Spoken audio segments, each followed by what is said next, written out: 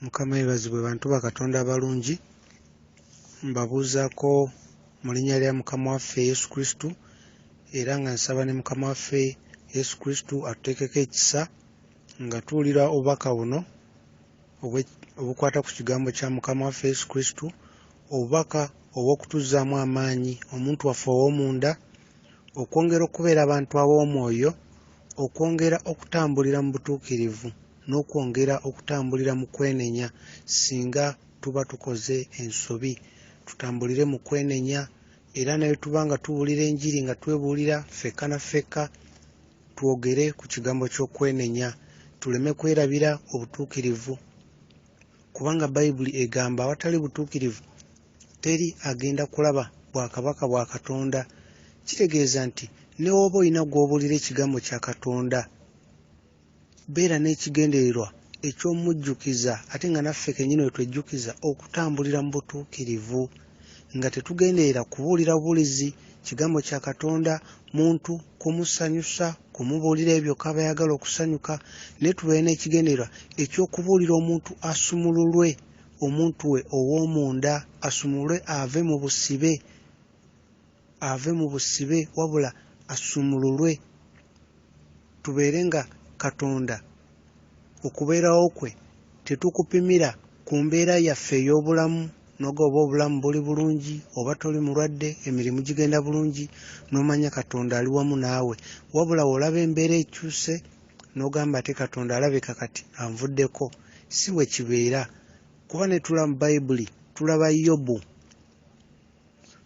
Yobu embeera bwe yalwala, eby'obugagga byonna ne bimuggyibwako, mazima Katonda yali ali naye era kwali kugezesebwa.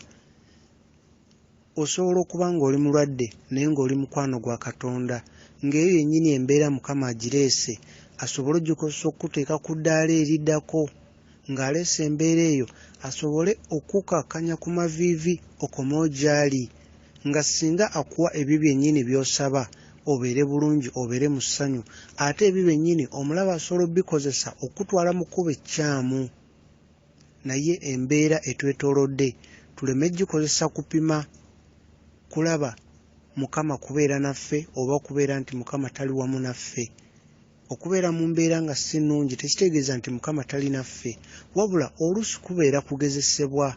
Oluusi Mukama kyaleeta otutereeza otujja ku kkubo ekyamu tudde ku kkubo ettuufu, n'otuleeta ku maviivi gaffe tukomewo eri Mukama.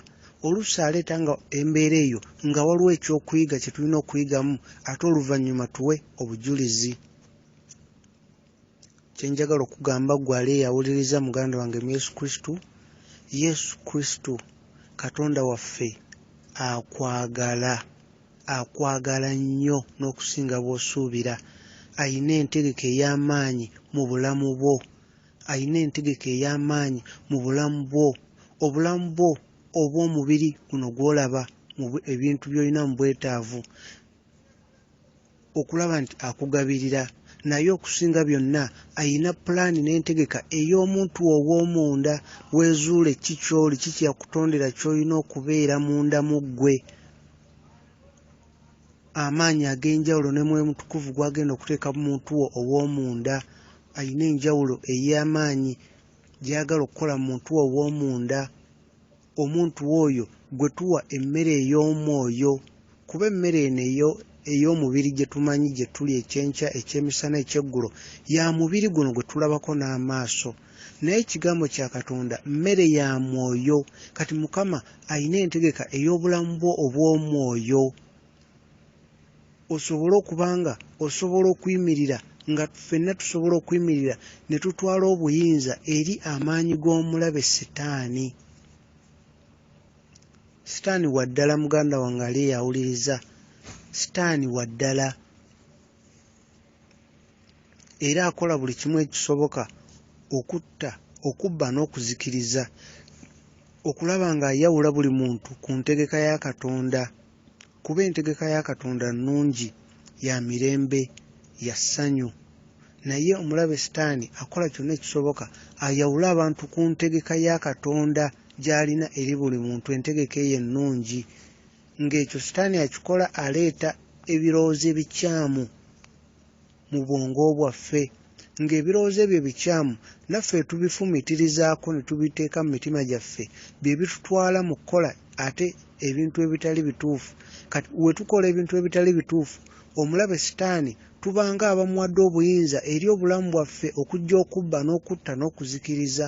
Naye nga bwe tugoba ebirowoozo bino bikyamu nga tubiwulidde mu munda waffe ne tubigoba ne tulema bitunuulira na biteeka mu mitima gyaffe tuba tetusobola kwonoona. Tuba tugoba omulabe, tuba twebikka omusaayi gwa Yesu Kristo. Mu nsi ey'omwoyo omulabe sitaani asobola okuwuliriza ebirowoozo byo, asobola okuwuliriza ebirowoozo byange. Nga bw'oteeka ewaka akade omuntu bw'ajja n'anyiga n'omanya waliwo omuntu ali ku mulyango oba ng'omuntu bw'akonkona bw'obeera mu nju n'oba olina by'okola osobola okuwulira nti omuntu akonkona. Kati ne mu nsi ey'omwoyo ekibi bwe kityo bwe kiri. Omulabe sitaani n'ewaba takutaddeeko birowoozo naye ekintu ekiyitibwa ekibi kikye. Ekintu ekiyitibwa ekibi kya sitaani ye nannyini kibi. Kati ekibi we tubeera n'ekibi mu ndowooza yaffe kirina akabonero ke kikola ng'omuntu wanaakonkona ku luggi n'omanya waliwo ali ku luggi. Kati ne mu nsi ey'omwoyo ekibi we kiba mu birowoozo n'okiteeka mu mutima kirina akabonero ke kikola mu nsi ey'omwoyo. Sitaani gy'ali n'akyuka n'atunula n'amanya waliwo wano omuntu alina ekintu kyange. Era neene wa Katonda buli lw'otambulira mu butuukirivu n'oteeka omutima gwo n'ebirowoozo ku bintu ebirungi era nabyo ate byo bikola kwegamba akawoowo akalungi mu nsi ey'omwoyo ne kambuka waggulu paka mu kisenge ky'oyinza okuyita awali entebe ya Katonda ey'ekisa. Era bonna ne bamalayika ne bakyuka ne batunula ne balaba ani oyo, kubanga obutuukirivu bwa Mukama Katonda kitangaala. Kati sitaani mu nsi ey'omwoyo alaba ekirowoozo ky'omuntu akiwuliriza kuba ekirowoozo ekyo kirina akabonero ke kikola okujjukiza sitaani nti laba ono ali ku bintu byo. Kuba buli kibi sitaani akirinako obwannannyini, ye nannyini kibi. Ekibi kya sitaani kati ekikye yakiramba buli we kibeera mu muntu kirina akabonero ke kikola n'amanya ekintu kyange kiri wano. Yo nsonga lwaki ku lunaku olusembayo bwe tunaaba tutwenenyezza nga tulina ekibi mu ffe tetujja kgenda wa Mukama kubanga sitaani ajja kuba atusongamu engalo ng'agamba ono temusobola mutwala kuba alimu ekyange, alimu ebibye kyekibi. Era ng'abo Mukama baanatwala ku lunaku olusembayo Mukama ajja kuba naye alina obujulizi, Mwoyo Mutukuvu ng'alina obujulizi ng'agamba omuntu ono w'omutunuulira temuli kikyo, temuli kya bwakabaka bwa sitaani, temuli kya sitaani.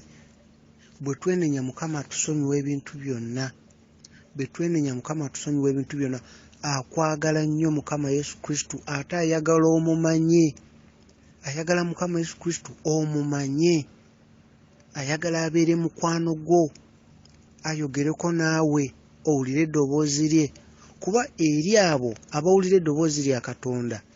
Kino kyayogera mu kitabo kya Hebrews chapter 3 verse 15 agamba nti bw'oba osobola okuwulira eddoboozi lye olwaleero tokakanyaza mutima gwo.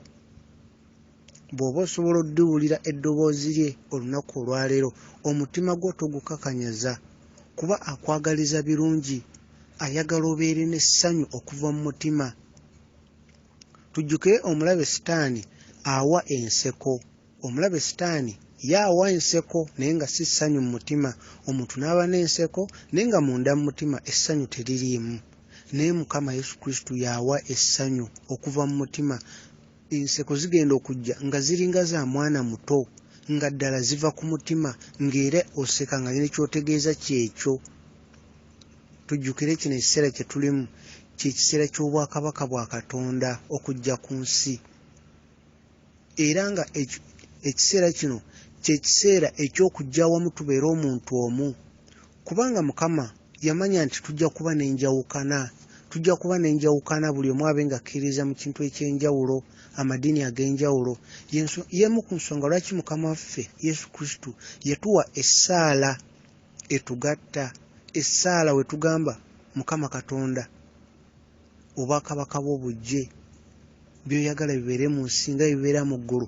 Eyo essaala ffenna tugisaba era yeetugatta. Gye twongera okwogera ekintu ekyo kibeerawo, kuba olulimi luliko amaanyi g'obulamu n'okufa. Olulimi lutonzi, buli lwe twengera okisaba ffenna ab'enjawulo kibeerawo. Kati kino bulijjo kye tusaba kye kino ekiseera obwakabaka bwa Katonda bujje ku nsi nga bwe bukolebwa mu ggulu. Kino kye kiseera eky'enjawulo eky'obwakabaka bwa Katonda okujja mu nsi. Kino kye kiseera Mukama Katonda okujja mu nsi ng'ajjidde mu bantu be. Weewaawo bangi tebajja mmutegeera, agenda kujjira mu bantu be. Nga bw'olaba mu biseera Mukama waffe Yesu Kristo bwe yali ng'atambula kuno ku nsi, bangi tebaalaba Katonda Kitaffe munda mu Yesu Kristo. Baalabanga omuntu, omubiri, nga batunuulira Yesu Kristo, ne batasobola kulaba Katonda Kitaffe eyali munda mu Yesu Kristo, kubanga ekifaananyi kye baalina ekya Katonda nga bakirabira ku mbeera gye baabeerangamu. Katugeze, wabaawo omusana nga gwakanya enkuba tetonnya, ebimera byonna ne bikala, nga bamanya kati Katonda munyiivu, twetaaga okusaddaaka. Bwe baawangawo entalo ne babawangula, nga bamanya kati Katonda munyiivu. Abo nga bo we balabira Katonda, buli kimu ekiba kigenda bulungi, omusana gwaka, enkuba etonnya, bye balima bikula bulungi, tebalina butabanguko na butategeeragana mu bwakabaka, nga bamanya Katonda musanyufu. Kye kifaananyi kye baalina, nga Katonda bamulaba mu kifaananyi kwegamba ekya Katonda anyiiga, awoolera, Katonda aleeta ebintu kwegamba nga enjala n'entalo nga bamunyiizizza.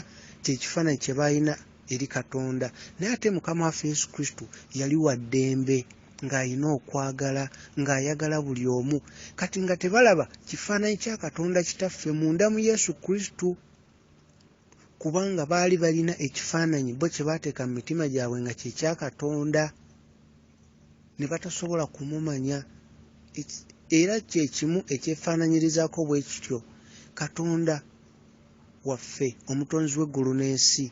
Kino kye kiseera agenda kujja mu bantu be mu nsi, naye ayite mu baweereza be, ayite mu musumbawo, ayite mu basajja ba Katonda, bakyala ba Katonda. Naye abo abasinza Katonda mu mwoyo ne mu mazima bajja kutegeera nti ddala Katonda ali mu muntu oyo n'oyo, oba ali musajja wa Katonda oba mukyala wa Katonda. Naye oli ayina ekifaananyi ye mu mutima gwe kyalina ekya Katonda, bwe kiba nga si kituufu ate tajja kusobola mmulaba. Ate alimulaba amaze okuyitawo n'amanya ya ddala kituufu Katonda Kitaffe yali mu Yesu Kristo. Era bangi Yesu Kristo baamutegeera amaze eggenda nti ddala bulijjo Katonda ali nabo, atambula nabo. Baamutegeera amaze eggenda. Kino kye kiseera obwakabaka bwa Katonda bujje ku nsi. Ekyo ffenna kye tusaba, obwakabaka bwo bujje, by'oyagala bikolebwe ku nsi nga ebikolebwa mu ggulu. Kino kye kiseera okwongera okufuna emmere ey'omwoyo era n'okugiyaayaanira, kubanga amaanyi n'obuyinza Mukama abiteeka mu mwoyo, abiteeka mu sipiriti, kuba omwoyo gwe guli munda mu ffe. Amaanyi Mukama wagateeka n'obusobozi n'enkolagana ya Mwoyo Mutukuvu akolagana na mwoyo. Y'ensonga lwaki tulina okutambulira mu butuukirivu, kuba Mwoyo Mutukuvu mutuukirivu. Mwoyo Mutukuvu mutuukirivu. Kino kye kiseera tulina okwongera okwegendereza biki bye tuwuliriza, biki bye tulaba, biki bye tusoma. Kino kye kiseera buli omu tulina okubeera nga tumanya ekiseera kye tulimu. Twongere okusaba mu mutima, okusaba mu mwoyo, nga tolaga muntu yenna abula osaba, olaga Mukama Katonda, ng'ogamba Mukama nzijjamu by'otayagala, onteekemu omwoyo gwe okwagala kuno obulamu bwo. Ekyo kye kiringa okukyalira Katonda, oba oli ku lugendero okugenda kukyalira Katonda mu nsi ey'omwoyo, kubanga aba akuggyamu by'atayagala, akuteekamu omwoyo gwe, okwagala kwe n'obulamu bwe. Gy'okoma okubeeramu ebintu ebyo, gy'okoma okufaanana abantu ab'omu ggulu, olwo oba ogenda mukyalira. Bw'oba tolina mwoyo gwe, bulamu bwe n'okwagala kwe toyinza musemberera. tosobola musemberera kuba ekitangaala ekimwetoolodde ng'era kitandikira ku ye kirimu omwoyo gwe, okwagala kwe n'obulamu bwe. Kati naffe tuba tulina kwefaananyiriza ekyo, genda okusembera kumpi naye. Kati ate bwe tuba tetusembedde kumpi naye tetujja mumanya, tetujja kuba na nkolagana eya nnamaddala, tuba tetujja mumanya. Tulina okuyaayanira okutambulira mu butuukirivu. Y'ensonga lwaki tulina n'okubeera nga twenenya, kubanga we twenenya Mukama atusonyiwa byonna. Bwe twenenya nga tukijje ku mitima gyaffe ate ne twatula n'ebibi byonna, omulabe Sitaani akanudde amaaso, alinganga bw'olaba empologoma ng'erabye ensolo nnyingi zidduka. Empologoma eyimirira n'eraba ensolo ennafu egyedduka empolampola, yo gy'eteekako amaanyi gaayo n'egiremerako, kuba emanyi eno yagyetegereza edduka mpola. Kati neno olugendo lwaffe mu kumanya Yesu Kristo we luli, omulabe Sitaani abeerawo n'alaba bangi basaba, bangi bakola ebintu eby'enjawulo, ye n'amanya kati ateeke amaaso ku bonna alabe ani agenda asikattira, naye gw'agenda okulemerako alabe nti at least oyo amujja ku kkubo ettuufu. Amutte nga tannaba ddala kukkiriza Yesu Kristo mu mwoyo ne mu mazima.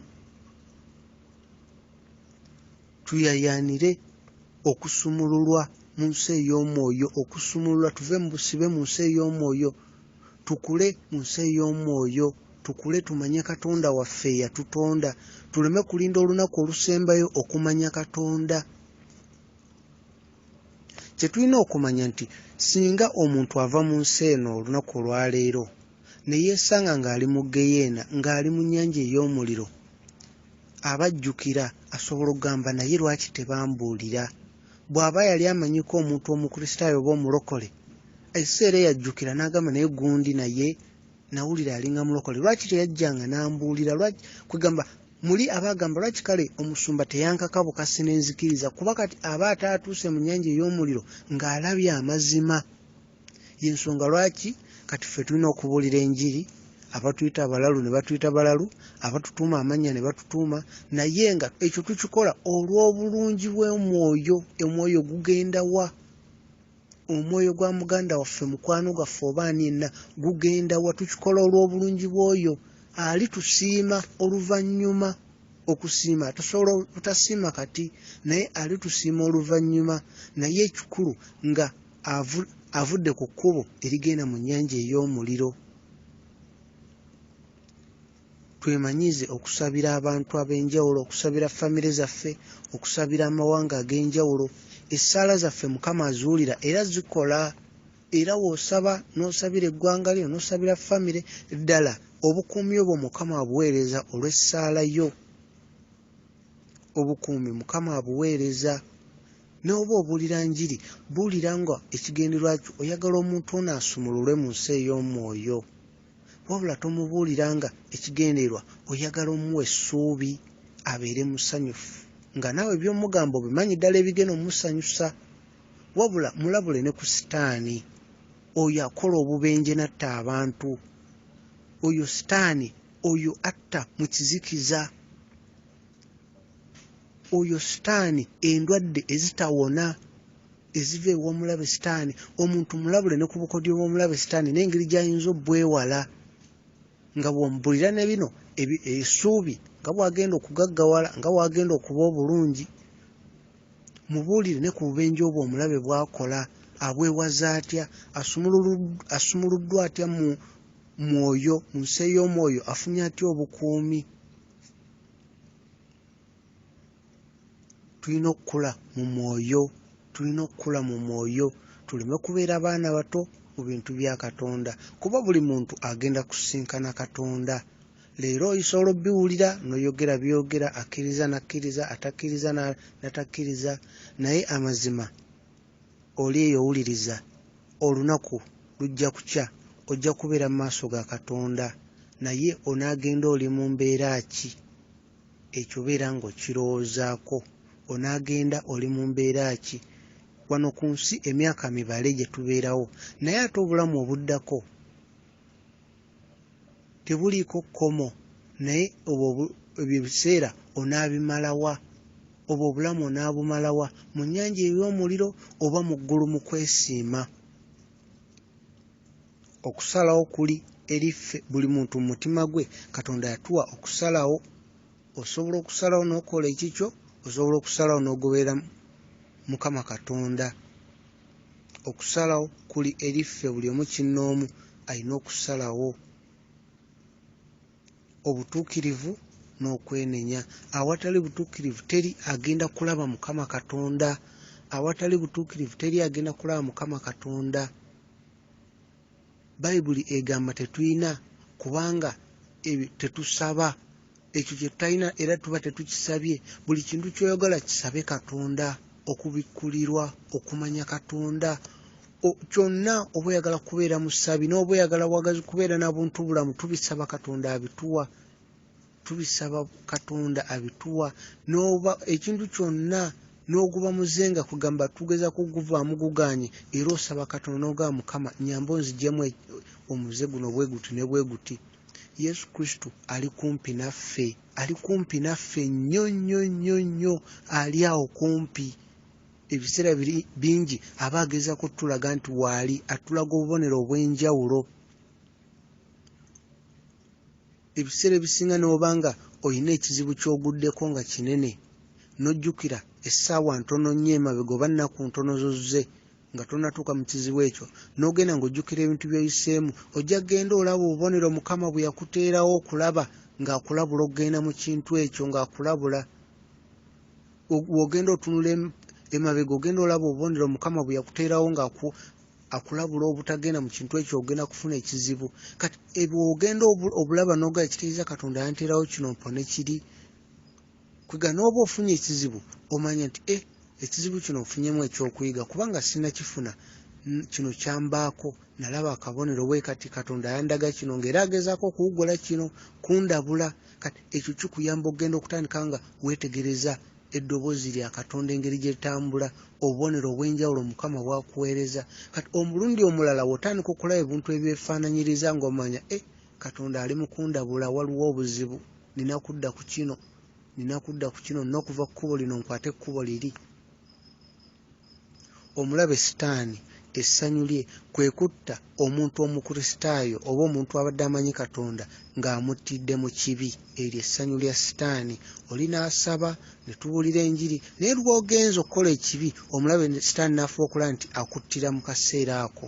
Eryo essanyu eribeera ewa Sitaani kuba amanya omuntu ono amukwasizza. Tutambulire mu butuukirivu n'okwenenya. Tutambulire mu butuukirivu n'okwenenya. Obutuukirivu teeka Mukama yatulagira obutuukirivu. Awatali butuukirivu teri agenda kulaba Mukama Katonda. Awatali butuukirivu teri agenda kulaba Mukama Katonda. Okwenenya kikulu nnyo. Abantu abali mu nnyanja ey'omuliro ekiseera kino basaba ekintu kimu, bagamba Mukama tukkirize tudde ku nsi ne luba lunaku lumu, olunaku olwo tujja ddumala nga twenenya Mukama otusonyiwe, kuba baategeera Mukama alina ekisa. Mukama alina ekisa era buli muntu amwakakisa. Buli muntu amwakakisa era buli muntu amaliriza neyeesanga ng'agenze mu nnyanja ey'omuliro, mazima ddala ajja kubajjukira nti Mukama akakisa yakamuwa okudda ku kkubo ettuufu. Mubeere bulungi, Mukama bakuume.